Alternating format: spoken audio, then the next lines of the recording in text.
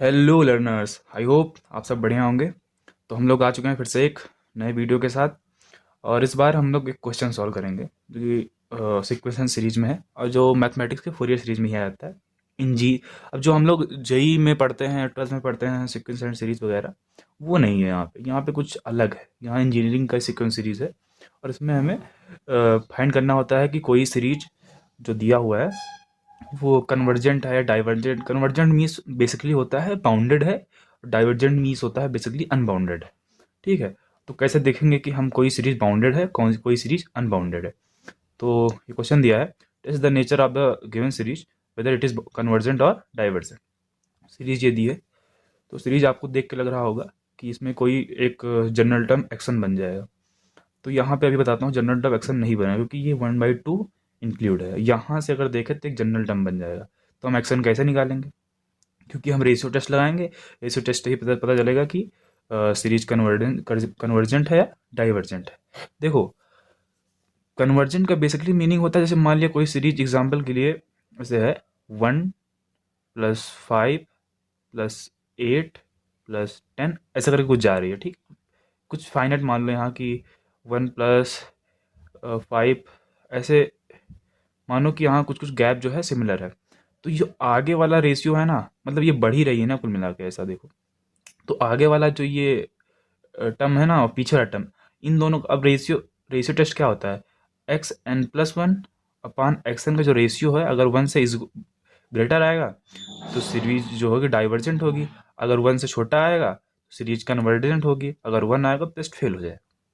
देखो, 1 से बड़ा आने का मतलब क्या है कि ऊपर वाला जो टर्म होगा वो बड़ा होना चाहिए। मतलब आगे वाला जो ये टर्म है xn+ वाला, ये हमेशा बड़ा होना चाहिए किसी अपने पीछे वाले टर्म से।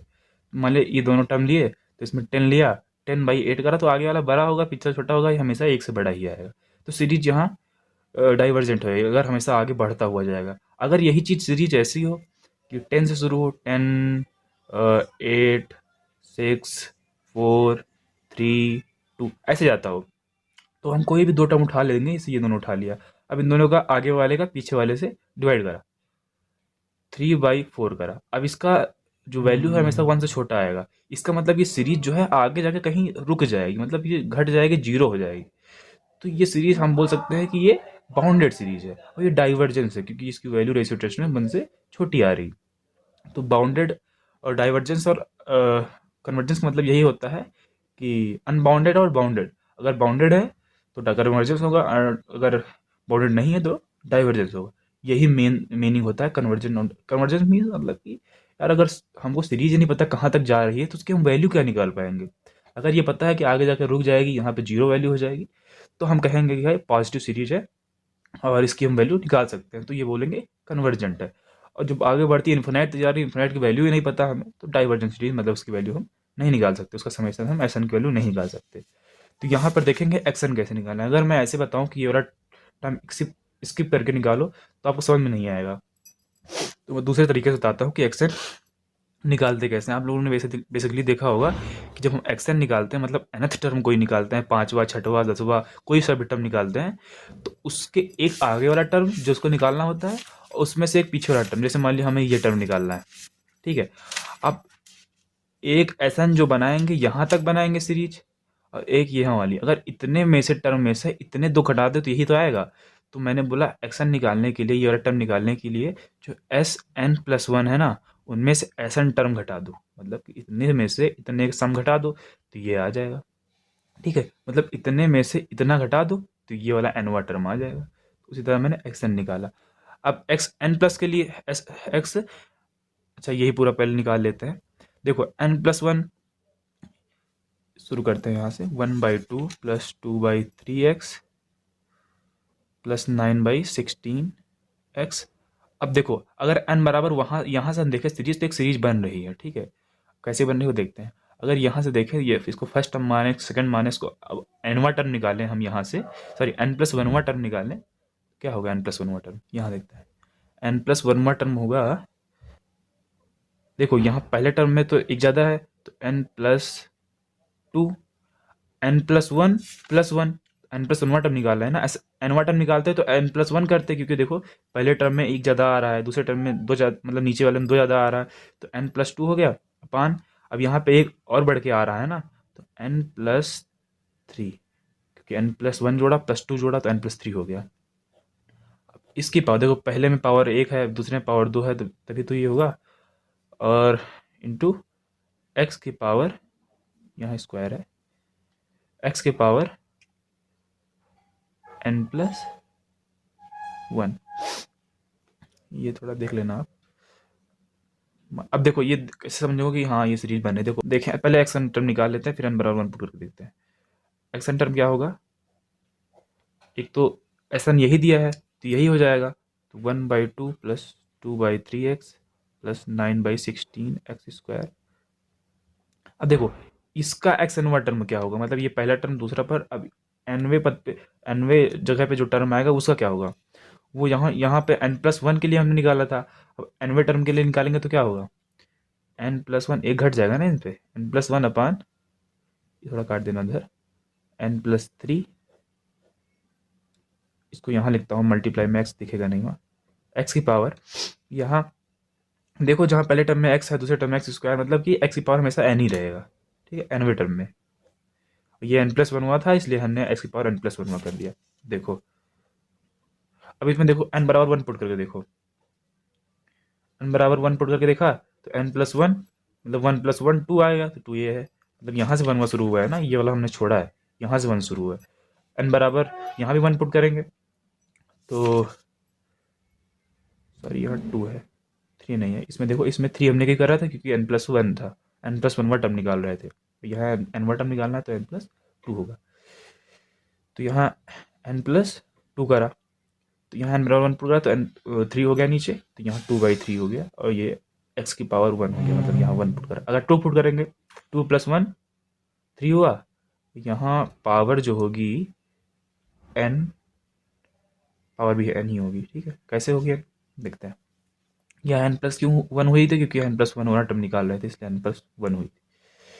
अब 1 पुट करा तो 1, 2 पुट करा तो 2 + 1 3 हुआ, 2 + 2 4 हुआ, अब इसका पावर 2 मतलब स्क्वायर हो गया, तो 3 का स्क्वायर 9, 4 का स्क्वायर 16, और यहाँ x की पावर 2 ये लिखा, और ऐसे ही सारी टर्म बनती चली जाएगी। अब देखो जो xn निकाल रहे हैं, अब x यहाँ शुरू हुआ है SN+2, वैल्यू इतना पूरा, अब इसमें से ये SN की वैल्यू माइनस कर रहे हैं तो 1/2 से 1/2 जाएगा, इससे ये जाएगा, इससे ये जाएगा। अब जो इतने टर्म है ना, इसके आगे तक इतने सारे टर्म आ जाएंगे, जो SN वाले टर्म है इसके आगे तक यहाँ तक, तो इन सारों से ये सारे कैंसिल हो जाएंगे, केवल ये बचेगा वो पॉजिटिव, तो n+2 डिवाइडेड बाई n+3 की पावर n+1 इंटू एक्स की पावर n+1, ये एक्शन हो जाएगा, ठीक है अपना। तो इक्वेशन नंबर 1। अब हमें xn+1 निकालना है ना, तो जहाँ पे n है वहाँ n+1 पुट कर दो, वही मेथड लगा सकते हैं हम, ये वाला मेथड, बट हम डायरेक्ट यहाँ से पुट कर लेंगे क्योंकि n है कि n की जगह n+1 पुट करना सेम चीज़ आ जाएगा। ये करेंगे तो यहाँ n+1 के लिए n+2 माइनस n+1 करेंगे, माइनस n+1 करेंगे तब जाके n+1 आएगा, ठीक है। तो यहाँ n+1 पुट कर देते हैं n की जगह, तो n+1+2 तो n+3 हो जाएगा, मतलब एक एक बढ़ा देना है, यहाँ पे n+4 हो जाएगा, और जो पावर हो जाएगी n+2 हो जाएगी, और यहाँ भी x की पावर n+2 हो जाएगी। ये इक्वेशन नंबर 2। अब रेशियो टेस्ट क्या होता है, by ratio test, ratio test पता करते हैं हम कि कन्वर्जेंट है कि डाइवर्जेंट है। तो अगर k एक वैल्यू है, जो उसकी वैल्यू इस तरह निकाली जाती है, limit n tending to 0, n tending to infinity x n+1 upon x n. अगर इसकी वैल्यू अगर 1 से छोटी आती है तो कन्वर्जेंट होगा, 1 से बड़ी आती है डाइवर्जेंट, अगर 1 पे होगा तो टेस्ट फेल होगा, ठीक है।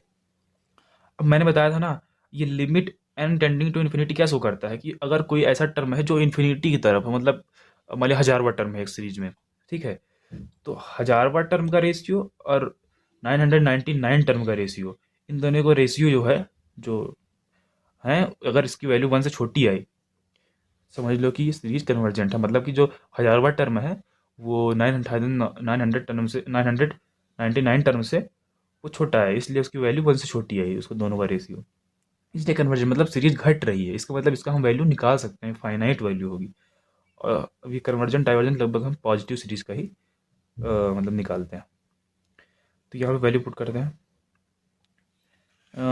Limit n tending to infinity x n plus one की वैल्यू कितनी आई थी, इतना, n plus three by n plus four की power n plus two x की power n plus two divided by, इसकी वैल्यू कितनी आई थी एक्स एन की, इतनी आई थी, n plus two by n plus three की power n plus one x की power n plus one.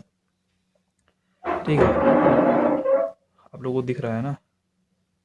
Limit के इज इक्वल टू, अब देखो यहाँ से n कॉमन करेंगे, यहाँ से n कॉमन करेंगे तो one plus three by N, one plus four by N, तो लिमिट डालेंगे तो one, three by infinity zero हो जाएगा, वन बचेगा, यहाँ भी वन बचेगा, वन की power one by one, one की पावर कुछ भी हो तो यहाँ वन ही आएगा। ठीक है, तो ये वन आया। अब देखो ये x की पावर एन प्लस टू, ये ऊपर जाएगा निगेटिव हो जाएगा, तो N plus two minus N minus one, यहाँ भी लिमिट डालते हैं, यहाँ भी एन कॉमन करेंगे, यहाँ भी एन से एन कट जाएगा तो one plus two by N, one plus three by N, two by infinity three by infinity तो जीरो जीरो होगा, तो वन बाई वन, वन ही होगा, वन की पावर कुछ भी हो तो वन ही होगा, यहाँ वन, और ये वाला एक्स ऊपर ही चला गया था। अब देखो ये एन से ये एन कट गया, दो में से एक गए, तो यहाँ एक्स बचेगा। के की वैल्यू कितनी आई, के की वैल्यू है आई है एक्स। ठीक है, अब देखो, अब क्या मैंने बोला, क्या कि अगर वन से छोटा होगा डाइवर्जेंस कन्वर्जेंस होगा, और वन से बड़ा होगा तो डाइवर्जेंस होगा। तो अब ये डिपेंड करता है कि एक्स पे, अगर एक्स की value if x greater than one तो सीरीज कैसी होगी, डाइवर्जेंट। अगर अगर एक्स वन से बड़ा होगा तो के भी वन से बड़ा होगा, अगर एक्स वन से छोटा होगा तो सीरीज कैसी होगी, कन्वर्जेंट।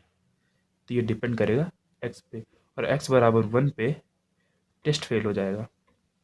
क्योंकि क्योंकि हम बता ही नहीं पाएंगे ना सीरीज बढ़ रही है कि घट रही है, इनफाइनाइट तरफ जा रही है कि कांस्टेंट है। तो अगर दोनों टर्म सेम है तो बता नहीं पाएंगे, तो उस समय ये जो टेस्ट है हमारा ये फेल हो जाता है।